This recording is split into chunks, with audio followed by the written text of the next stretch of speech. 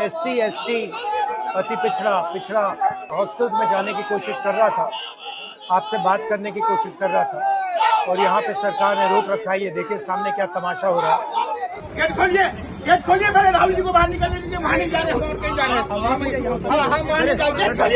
हिंदुस्तान में लोकतंत्र नहीं है, सरकार मुझे अंदर नहीं जाने दे रही है। मैं सिर्फ 3 सवाल पूछ रहा हूँ। हम चाहते हैं कि शिक्षा में सरकार पैसा डाले, 50% की जो दीवार है रिजर्वेशन वाली उसे तोड़ा जाए, जो प्राइवेट एजुकेशन इंस्टीट्यूशंस में रिजर्वेशन हो, ये चीजें हम चाहते हैं। मगर आपसे बात करने नहीं दे रहे हैं, तमाशा बना रखा है। शांति से हम जा रहे हैं। बिहार विधानसभा चुनाव 2025 से पहले कांग्रेस सांसद राहुल गांधी बिहार दौरे पर हैं। दरभंगा में राहुल गांधी को छात्रों के साथ शिक्षा न्याय संवाद करना था, लेकिन शिक्षा न्याय संवाद के कार्यक्रम स्थल को लेकर काफी विवाद हुआ और हाई वोल्टेज ड्रामा हुआ।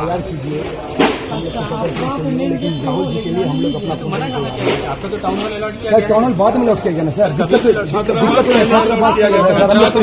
हम लोग परेशान हो जाएंगे। अलॉटमेंट का ठीक है, लेटर नहीं है सर, लेकिन कैंसिल करेगा सर। ये कैंसिल नहीं है, मैं सर जगह से इधर से उधर सर, जगह यही ना प्रॉब्लम हो गया सर। कल ही शाम को बता दिया सर, कल हम लोग सब कुछ जाके देखा, हमारे जो नेता उन लोगों ने जाके देखा सर, सारा प्रोग्राम है सर। प्लीज हाथ जोड़ के विनती कर सर, देखिए ऐसा है सर, यहाँ पर खुद संवाद करना है सर। प्लस प्रोटेक्टिव जी उनका रूट मैजिस्ट्रेट फोर्सेज उसके अकॉर्डिंग डिप्लॉय है। हम लोग कोई लास्ट मोमेंट पे नहीं है यहाँ कर सकते। दरअसल प्रशासन ने दरभंगा के अंबेडकर कल्याण छात्रावास में कांग्रेस को ये कार्यक्रम करने की इजाजत नहीं दी थी। दरभंगा जिला प्रशासन ने कांग्रेस को टाउन हॉल में कार्यक्रम करने को कहा था। इसके बावजूद दरभंगा पहुंचने के बाद राहुल गांधी अंबेडकर छात्रावास में ही शिक्षा न्याय संवाद को लेकर अड़ गए। हालांकि प्रशासन ने राहुल गांधी को बताया कि छात्रावास के पास धारा 163 लागू है और वहां कार्यक्रम नहीं हो सकता, लेकिन राहुल गांधी टस से मस नहीं हुए। इसके बाद राहुल गांधी अपने काफिला को लेकर अंबेडकर छात्रावास की तरफ निकल पड़े। दरभंगा एयरपोर्ट से वो ललित नारायण मिथिला विश्वविद्यालय परिसर स्थित डॉक्टर नागेंद्र झा स्टेडियम पहुंचे। वहां से वो पूर्व निर्धारित कार्यक्रम स्थल अंबेडकर छात्रावास की ओर रवाना हुए, पर खानका चौक पर प्रशासन ने उनके काफिले को आगे बढ़ने से रोक दिया। इसके बाद वे पार्टी कार्यकर्ताओं और समर्थकों के साथ पैदल ही अंबेडकर छात्रावास की ओर रवाना हो गए।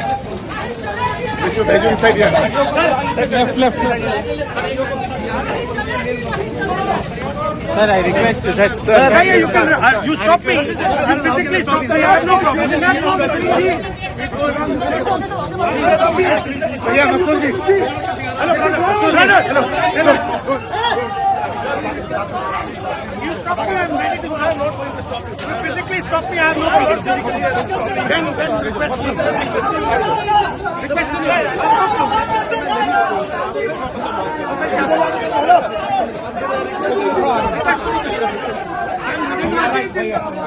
I'm leader of opposition. I'm going to.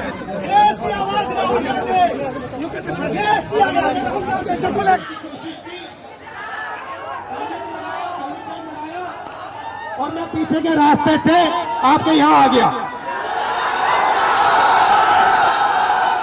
देखिए, पिछड़ा वर्ग, अति पिछड़ा वर्ग, आदिवासी वर्ग, आपके खिलाफ इस देश में 24 घंटा अत्याचार होता है।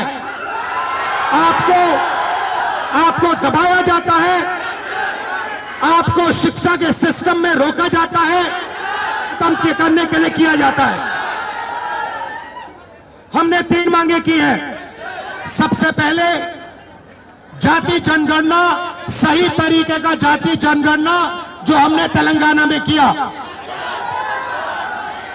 दूसरी बात, कानून, हिंदुस्तान का कानून है कि प्राइवेट कॉलेजेस और यूनिवर्सिटीज में आरक्षण होना चाहिए, और ना नरेंद्र मोदी ना बिहार की सरकार उस कानून को लागू कर रही है।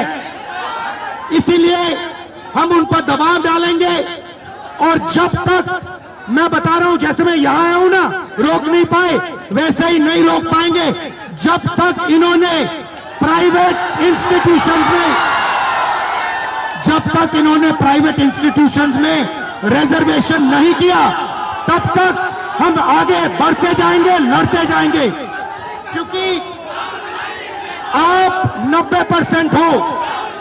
आप अपनी स्ट्रेंथ समझो। आपको भटकाकर, डराकर, दबाकर, आपके ध्यान को इधर उधर करके आपको रोका जाता है। इस देश में आपके लिए कोई जगह नहीं है। 90% के लिए इस देश में कोई रास्ता नहीं है। आप ब्यूरोक्रेसी को देखो, सीनियर ब्यूरोक्रेसी में आपके कितने लोग? 0। आप कॉर्पोरेट इंडिया को देखो, कॉर्पोरेट इंडिया में आपके कितने लोग? 0। आप हाई कोर्ट्स देखो, आपके कितने लोग? 0। आप एजुकेशन सिस्टम के मालिकों को देखो, मेडिकल सिस्टम के मालिकों को देखो, आपके लोग कितने? 0। मगर मनरेगा की लिस्ट निकालो, आपके लोगों से भरी हुई है। मजदूरों की लिस्ट निकालो, आपके लोगों से भरी हुई है। सारे के सारे कॉन्ट्रैक्ट्स, सारा का सारा धन 5-10% के हाथ में जाता है और आपको उल्टी सीधी बात बताकर आपके ध्यान को इधर उधर कर दिया जाता है। आपको एक साथ खड़ा होना है और 3 मांगे हैं।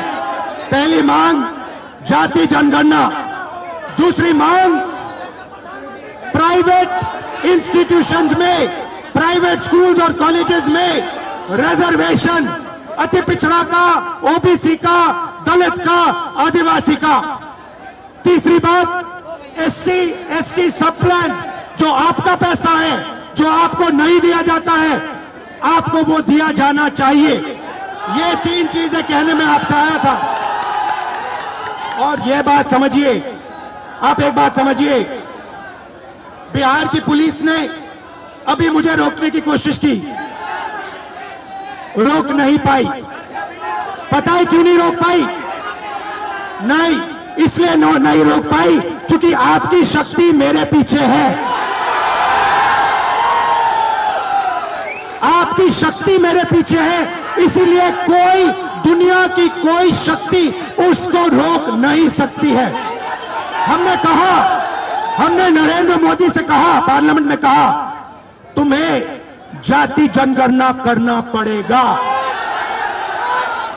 हमने उससे कहा कि तुम्हें संविधान को यहां माथे पर लगाना पड़ेगा।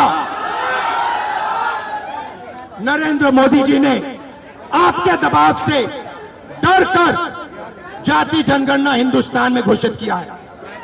आपके दबाव से डरकर उन्होंने कॉन्स्टिट्यूशन अपने माथे पर लगाया है। मगर वो लोकतंत्र के खिलाफ है, संविधान के खिलाफ है, जाति जनगणना के खिलाफ है। और जो 90% हिंदुस्तान की गरीब आबादी है, अति पिछड़ा, दलित, आदिवासी, माइनॉरिटीज, ये इन सब के खिलाफ है। ये अदानी अंबानी की सरकार है, ये आपकी सरकार नहीं है। आपने इतने प्यार से मेरी बात सुनी, इसके लिए आप सबको दिल से बहुत बहुत धन्यवाद। मैं जानता हूं एससी एसटी, अति पिछड़ा हॉस्टल्स में यहां क्या होता है। मैं आपको गारंटी देता हूं, जैसे ही हिंदुस्तान में सरकार आएगी, जैसे ही बिहार में हमारी सरकार आएगी, हम ये सारा का सारा बदल देंगे और आपके लिए जो होना चाहिए वो करके दिखाएंगे। आप सबका बहुत बहुत धन्यवाद। नमस्कार, जय हिंद।